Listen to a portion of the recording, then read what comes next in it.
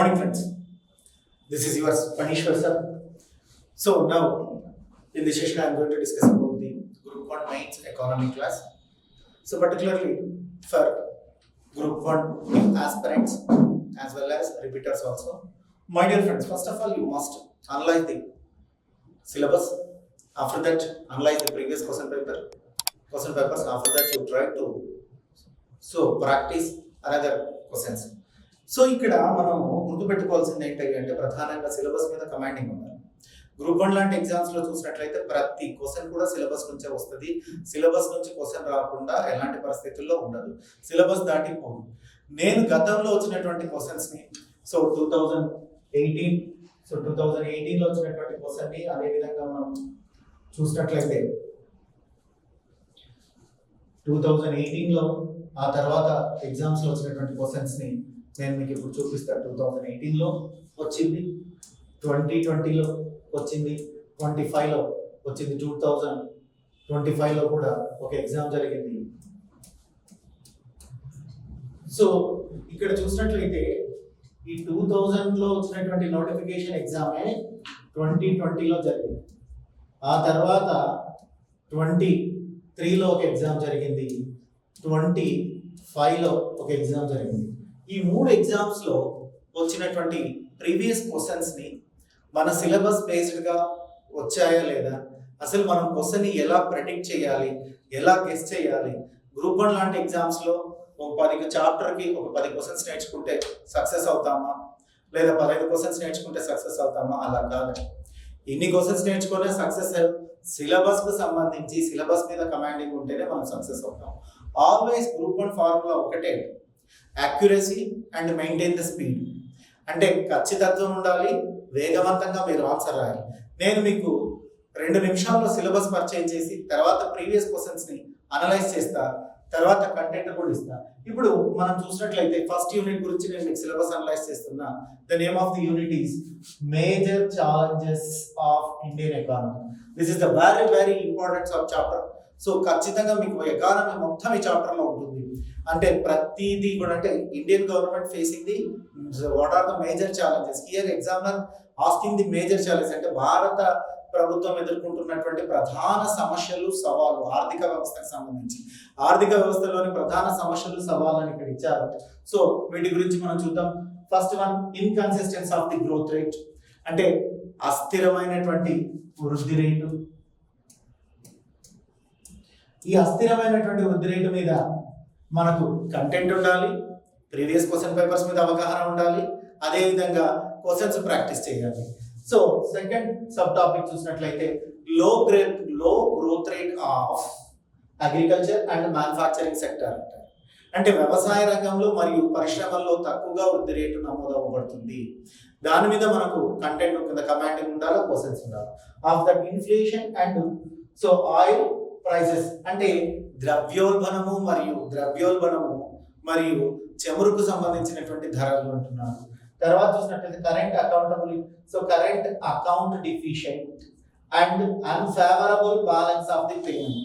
ఇక్కడ మీకు డెఫిషిట్స్ అంటే ఎన్ని రకాల డెఫిషిట్స్ ఉంటాయి, కరెంట్ డెఫిషిట్స్ అంటే ఏంటి, కరెంట్ అకౌంట్ ఏంటి, బిఓపి అంటే ఏంటి, బ్యాలెన్సింగ్ పేమెంట్స్ అన్ని కూడా అన్నటువంటిది ఈ సబ్ టాపిక్ యొక్క కంటెంట్ అన్నటువంటిది ఇంపార్టెంట్. కాంటెంట్ లేకపోతే ఏమీ చేయలేరు. తర్వాత సో ఫాలింగ్ రూపీ వాల్యూ అంటే రూపాయి మారక విలువ తగ్గడం. రూపాయి మారక విలువ తగ్గడం ఏ పరిస్థితిలో తగ్గిస్తారు, తగ్గితే వచ్చేటువంటి కాన్సిక్వెన్సెస్ ఏంటి, సో మరి గవర్నమెంట్స్ ఇప్పటి వరకు ఎన్నిసార్లు తగ్గిస్తున్నారు, దానివల్ల ఆర్థిక వ్యవస్థ మీద ప్రభావం ఎలా ఉంటుంది. ఈ సబ్ టాపిక్ లో మనం ఇలాంటి అంటే సబ్ టాపిక్స్ మనం చూసినప్పుడు సిలబస్ ని అవగాహన చేసుకుంటే ఈ టాపిక్స్ ఉన్నాయి. మరి ఈ మీకు సిలబస్ అవగాహన చేస్తే ప్రీవియస్ క్వశ్చన్స్ ఏమొచ్చాయి అన్నటువంటిది కూడా నేను క్లియర్ గా చెప్తాను. తర్వాత ఇక్కడ చూసినట్లయితే growing of NPA non performing assets, నిరర్థక ఆస్తులు అంటున్నారు. ఈ నిరర్థక ఆస్తులు అంటే ఏంటంటే బ్యాంకుల దగ్గర నుంచి లోన్ తీసుకొని ఎగ్గొట్టేటివి, రోజు రోజుకు పెరిగేటువంటివి. So growing the NPA and capital, so insufficient financial resources of so industries అంటున్నారు. అది ఇన్స్టిట్యూషన్స్, ఏ ఇన్స్టిట్యూషన్స్ అంటే some non banking institutions, financial, that is the institution is the financial institution but not banking, non-banking financial institutions. అంటే బ్యాంకేతర ఆర్థిక సంస్థలు అంటారండి తెలుగులో. ఈ బ్యాంకేతర ఆర్థిక సంస్థలు ఎలా పనిచేస్తున్నాయి, ఎందుకు లోన్స్ ఇస్తున్నాయి, ఆ లోన్లు ఎందుకు పేరుకపోతున్నాయి, నిరర్థక ఆస్తులుగా ఎందుకు ఉంటున్నాయి అన్నటువంటి దాన్ని చూడాలి. ఇక తర్వాత so money laundering and black money, so ద్రవ్యం అంటే నల్లధనం గురించి మనం ఇక్కడ నల్లధనం గురించి కూడా మీకు కాన్సెప్ట్ ఉండాలి, దాని మీద క్వశ్చన్స్ రావాలి. తర్వాత deficiency of the capital, lack of inclusive growth rate and sustainable development, సుస్థిర అభివృద్ధికి సంబంధించింది, ఇంక్లూజివ్ గ్రోత్ కి సంబంధించింది. సో నేను దీనికి సంబంధించి ఈ టాపిక్స్ అన్నిటికి సంబంధించి నేచర్ స్వభావము, కాజెస్ కారణాలు, కాన్సిక్వెన్సెస్ అంటే ఆ యొక్క పరిస్థితుల్లో కాన్సిక్వెంట్ అంటే ఎలా జరుగుతున్నాయి అన్నటువంటి కాన్సిక్వెన్స్, సొల్యూషన్స్. సో ఇవి మనం ఎగ్జామ్లో మనం అడిగేటువంటివి. ఇది సిలబస్ మీద మళ్ళీ చెప్తున్నా, ప్రతి సబ్ టాపిక్ మీద మీకు కంటెంట్ రావాలి. I will provided content. ఆ కంటెంట్ తో పాటుగా ప్రీవియస్ క్వశ్చన్స్ ఏమన్నా వచ్చాయా, now we are so observe that previous questions. ఇప్పుడు మనం చూసినట్లయితే ఇక్కడ ఒక ప్రీవియస్ క్వశ్చన్స్ అనేటువంటి దాన్ని తీసుకుంటున్నాం. ఈ ప్రీవియస్ క్వశ్చన్స్ ఎప్పుడు ఇచ్చారయ్యా అంటే, సో ప్రీవియస్ క్వశ్చన్స్ గురించి డిస్కస్ చేస్తున్నాం 2020లో. ఈ 2020లో ఎగ్జామ్ జరిగింది. ఈ నోటిఫికేషన్ ఏమో 2018లో వచ్చింది. అంటే మారిన సిలబస్ లో వచ్చినటువంటి ఫస్ట్ ఎగ్జామ్ 2018లో వచ్చింది. ఇక్కడ state some of the notable initiative taken by the government recently to boost the growth of manufacturing sector of India. ఇక్కడ ఏం చెప్తున్నాడయ్యా ఎగ్జామినర్, సో ఏమడుగుతున్నాడు అన్నటువంటి దాన్ని చూసినట్లయితే తెలుగులో కోసం చెప్తానమ్మా. భారతదేశంలో తయారీ రంగ అభివృద్ధిని పెంచడానికి ప్రభుత్వం ఇటీవల తీసుకున్నటువంటి కొన్ని గణనీయమైనటువంటి చర్యలను వివరించండి. Simply says the how to Boost the manufacturing sector. Recently government giving the some boosting activities. అంటే ఇక్కడ చూసినట్లయితే మ్యానుఫ్యాక్చరింగ్ సెక్టర్ తయారీ రంగాన్ని వృద్ధిలోకి తేవడానికి ప్రభుత్వం తీసుకుంటున్నటువంటి చర్యలు, అవి కూడా ఏంటి రీసెంట్లీ అడుగుతున్నాను. ఇక్కడ మీరు మనం గమనించినట్లయితే రీసెంట్లీ, అందుకే ఈ చాప్టర్ అన్నటువంటిది చాలా, ఎందుకంటే ప్రతిదీ డైనమిక్ ఉంటుంది. రీసెంట్లీ అని ఎప్పుడైనా ఉంటే ఇమ్మీడియట్ గా మనకు అర్థం ఏంటంటే with in 1 year only. So with in 1 year లో తీసుకున్నటువంటి అంటే కరెంట్ ఎకానమీ. సో దీనికోసం కూడా దేనికి సంబంధించిందయ్యా అంటే సిలబస్ లో మరి గమనించండి, సిలబస్ లో ఇక్కడ సెకండ్ వన్ ఏదైతే ఉందో లో growth rate of agriculture and manufacturing sector, అన్నటువంటి ఇక్కడ నుంచి వచ్చింది. అంటే ఇక్కడ నుంచి వచ్చింది అనమాట. ఈ క్వశ్చన్ ఇక్కడ నుంచి వచ్చింది. అంటే మీరు క్లియర్ గా సిలబస్ మీద అవగాహన ఉంటే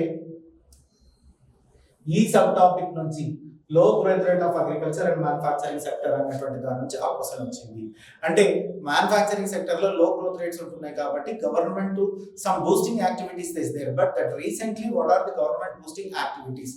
ఈ సబ్ టాపిక్ ఇక్కడ మీకు కంటెంట్ మీ దగ్గర ఉంటే ఈ సబ్ టాపిక్ మీద ఏ ప్రశ్న అంటే దీన్ని అగ్రికల్చర్ మీద అడగొచ్చు, ఇప్పుడు మ్యానుఫ్యాక్చర్ మీద అడగొచ్చు, అగ్రికల్చర్ మీద అడగొచ్చు, ఏదైనా. అంటే ఇప్పుడు గవర్నమెంట్ తీసుకున్నటువంటి boostings, recently government taken boosting steps అడిగాడు, రేపు పొద్దున అది ఇంకొక క్వశ్చన్ అడగడానికి అవకాశం ఉంది. Then we are observed another question. So another question చూసినట్లయితే here particularly highlight some of the major factors leading to low agriculture productivity in India. So ఇక్కడ చూసినట్లయితే క్వశ్చన్ ఏ అండ్ బి కూడా అక్కడ నుంచి అడిగాడు. సో ఇక్కడేమో మ్యానుఫ్యాక్చరింగ్ సెక్టర్ అడిగాడు. So manufacturing sector కి సంబంధించినటువంటి లో గ్రోత్ రేట్స్ ఉన్నాయి కాబట్టి హౌ టు ఇంక్రీజింగ్ అడిగాడు. Then second here highlight some of the major factors. So ఇక్కడ గవర్నమెంట్ స్టెప్స్ అడగలేదు కానీ మేజర్ ఫ్యాక్టర్స్ అడుగుతున్నాడు.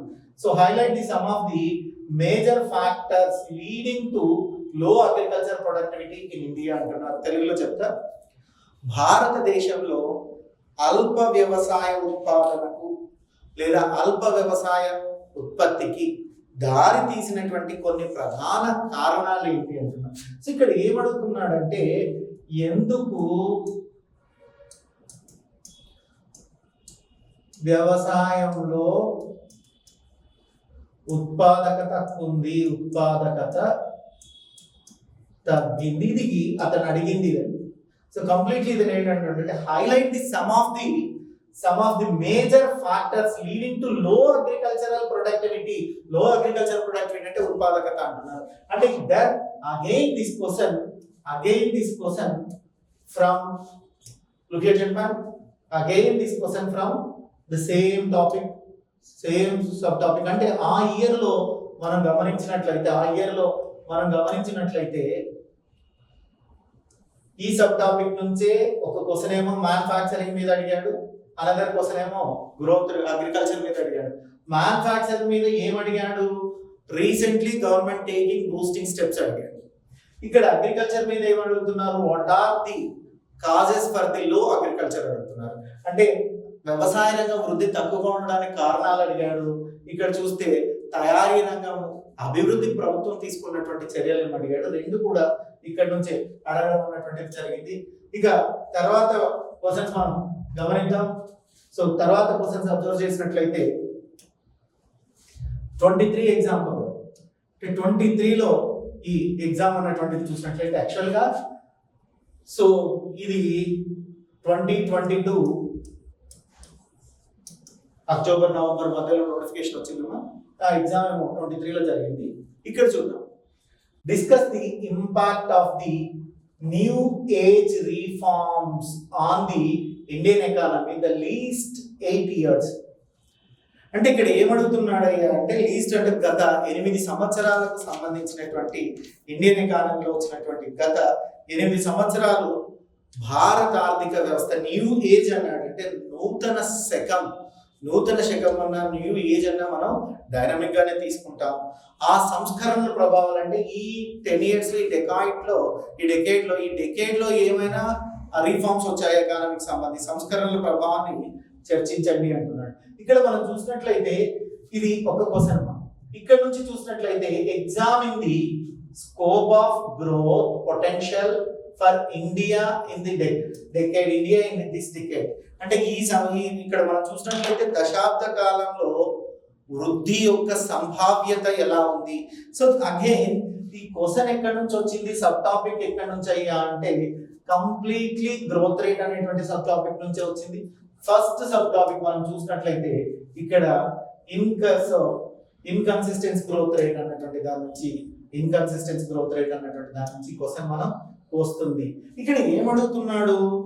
The past 8 years or 1 decade. So past అంటే ఒక 10 సంవత్సరాలలో చూసినట్లయితే భారత ఆర్థిక వ్యవస్థలో some reforms is there in our economic society.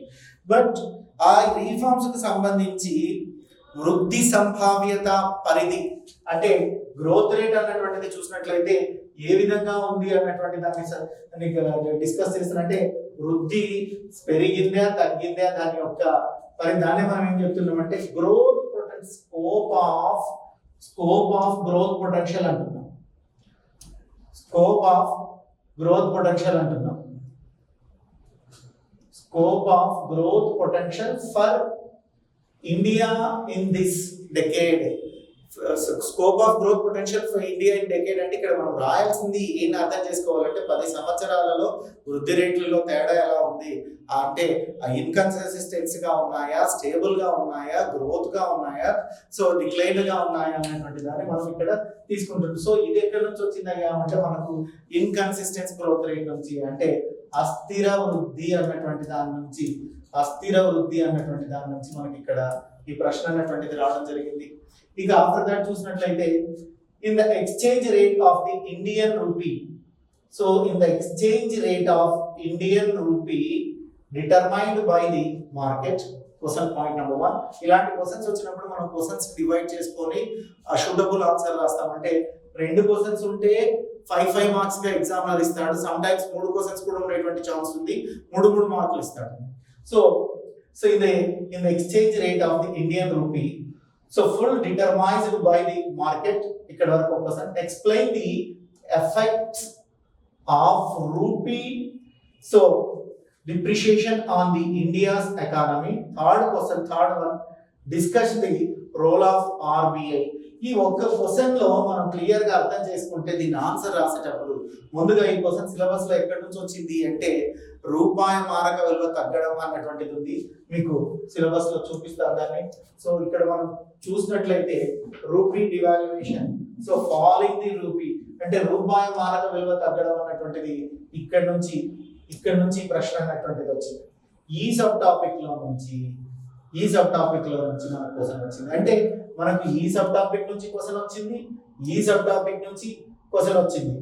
So మరి ఈ సబ్ టాపిక్ నుంచి కూడా క్వశ్చన్ వచ్చింది. అంటే ఖచ్చితంగా ప్రతి సబ్ టాపిక్ మీద మనకు కమాండింగ్ ఉండి, ప్రతి సబ్ టాపిక్ కంటెంట్ మీద కమాండింగ్ ఉండి క్వశ్చన్ ఆన్సర్ రాయగలిగితే క్వశ్చన్ అన్నటువంటిది ఎటువంటి పరిస్థితుల్లో కూడా మనకు మిస్ అయ్యేటువంటి ఛాన్సే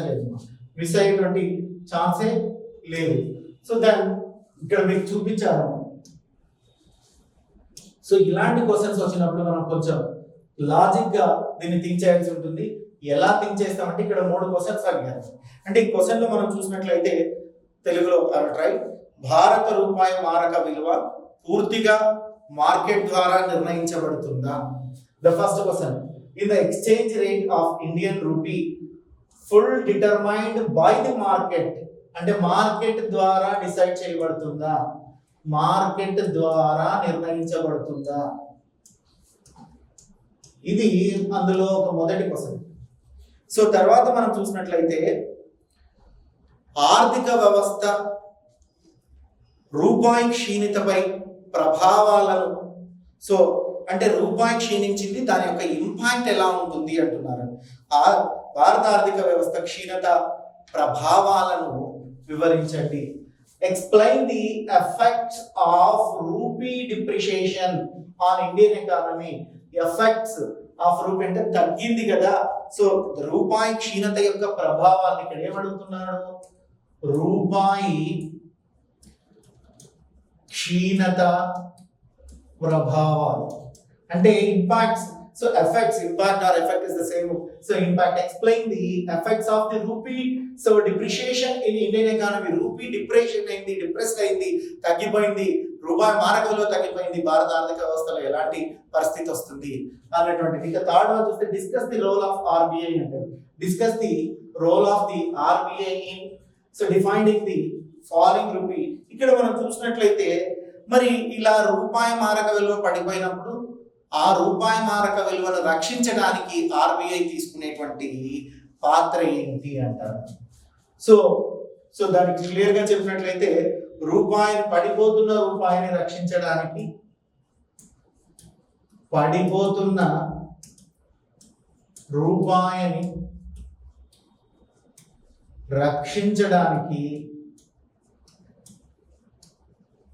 ఆర్బీఐ ఏం చేస్తుంది, దాన్ని ఆర్బీఐ పాత్ర అంటాం, రోల్ ఆఫ్ ఆర్బీఐ. సో అంటున్నాం ఆర్బీఐ పాత్ర అంటే ఇక్కడ మనకి ఇలాంటి క్వశ్చన్స్ వచ్చినప్పుడు ఛాలెంజింగ్ ఉంది. అంటే 3 అంశాలు ఈ క్వశ్చన్స్ లో ఉన్నాయి. ఫస్ట్ మార్కెట్ అన్నటువంటి డిసైడ్ చేస్తుందా లేదా, రూపాయి తగ్గితే దాని ఇంపాక్ట్ ఏంటి, ఆఫ్టర్ దట్ ఆర్బీఐ యొక్క రోల్ ఏంటి, క్షీణించింది మరి రూపాయి, మరి తిరిగి దాన్ని డెవలప్ చేయడం కొరకు లేకపోతే ఇంకోటి ఆర్బీఐకి ఏదో రోల్ ఉంటుంది కదా. ఇది మనకి సంబంధించి సిలబస్ ఎక్కడి నుంచి వచ్చింది, రూపీ ఫాలింగ్ రూపీ ఉంటుంది కదా, రూపాయి మారక విలువ తగ్గడం అన్నటువంటి దగ్గర నుంచి వచ్చింది.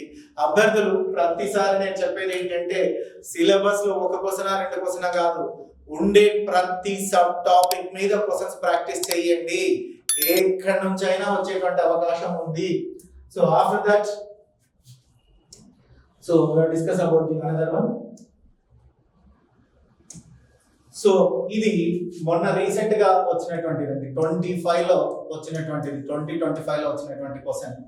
ఇక్కడ ఈ క్వశ్చన్ ఏ సబ్ టాపిక్ నుంచి వచ్చింది, ఎలా అన్నటువంటి దాన్ని చూద్దాం.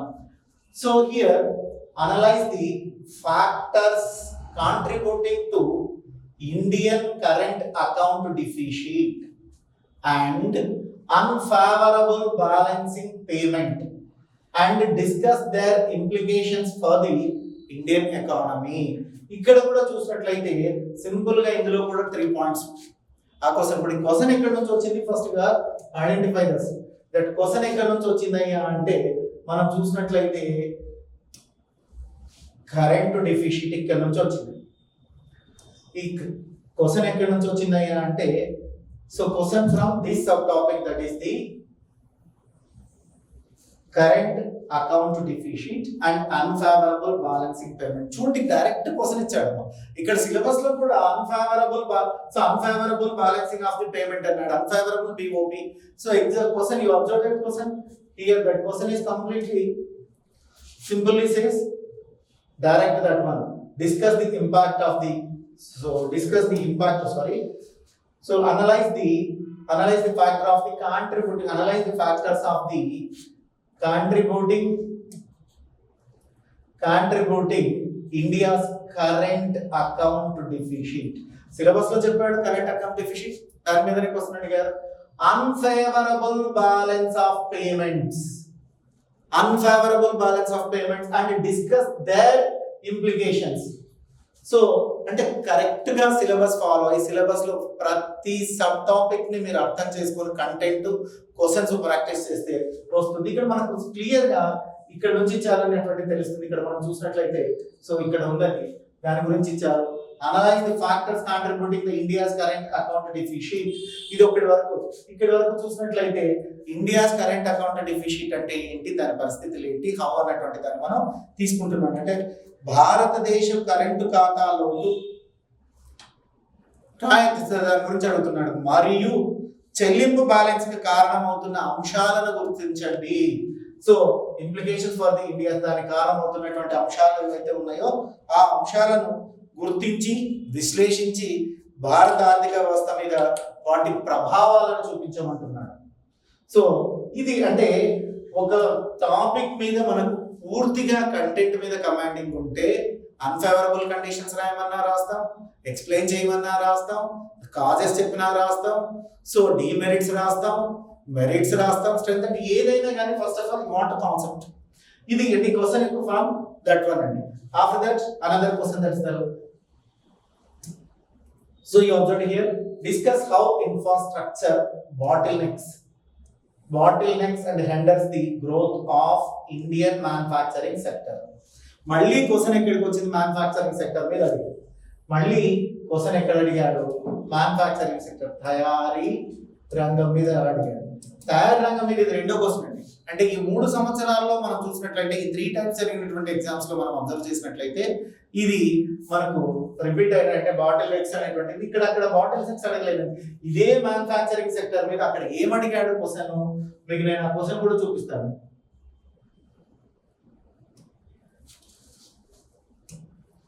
So here you observe that one, state some of the notable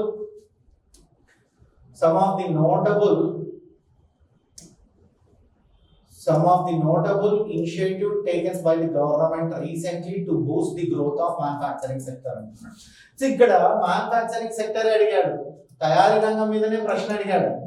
కానీ ఏమడుగుతున్నాడు, తయారీ రంగాన్ని వృద్ధిలోకి తీసుకురావడానికి తీసుకున్నటువంటి చర్యలు ఏంటి సో అని ఇక్కడ అడుగుతున్నట్టు. ఇక్కడ చూసినట్లయితే ఏమడుగుతున్నాడు, ప్రభుత్వం తయారీ రంగాన్ని ఎలా బూస్ట్ చేస్తుంది, ఎలా తీసుకురావడానికి, సో తయారీ రంగాన్ని వృద్ధిలోనికి తీసుకొచ్చేటువంటి చర్యలు అడుగుతున్నాడు,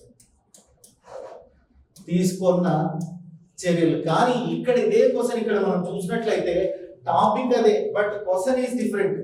సో ఇక్కడ ఏమడుగుతున్నాడు క్వశ్చన్ చూసినట్లయితే, so infrastructural bottle next.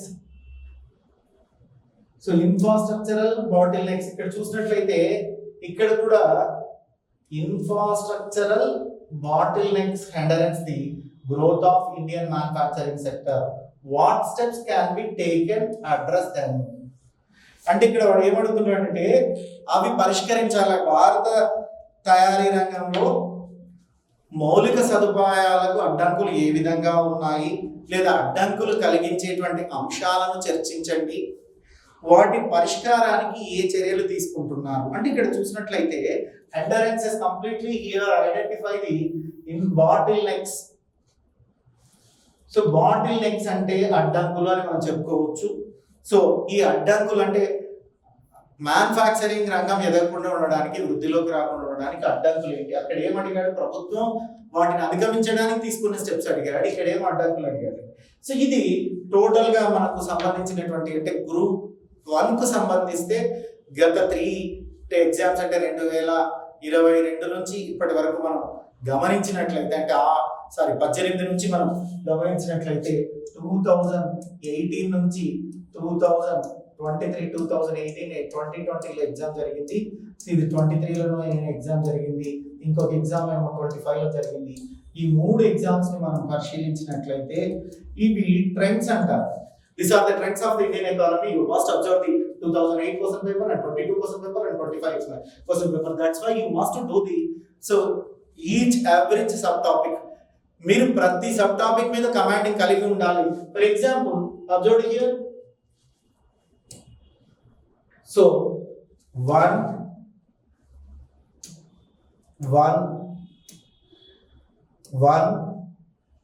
2 3 4 5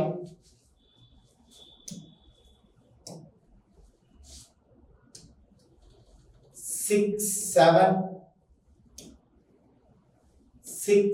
7 8 9 10. So nearly 10 sub topics ఉన్నాయండి. 10 సబ్ టాపిక్స్ ఇస్ దర్. ఈ 10 సబ్ టాపిక్స్ కి సంబంధించి మీ దగ్గర కంటెంట్ ఉండాలి, క్వశ్చన్ అండ్ ఆన్సర్స్ ఉండాలి. ప్రీవియస్ క్వశ్చన్స్ చూసినట్లయితే ప్రీవియస్ క్వశ్చన్స్ మనం చూడడం వల్ల మనకు ఒక అవగాహన వచ్చింది. ఏమేమి మీద అడిగారు? సో ఇన్కన్సిస్టెన్స్ గ్రోత్ రేట్ మీద అడిగారు, అస్థిరమైన వృద్ధి మీద క్వశ్చన్ అడిగారు, అదే విధంగా వ్యవసాయం మీద అడిగారు, అదే విధంగా తయారీ రంగం మీద అడిగారు, మ్యానుఫ్యాక్చరింగ్ సెక్టర్. అదే విధంగా చూసినట్లయితే రూపాయి క్షీణత మీద అడిగారు,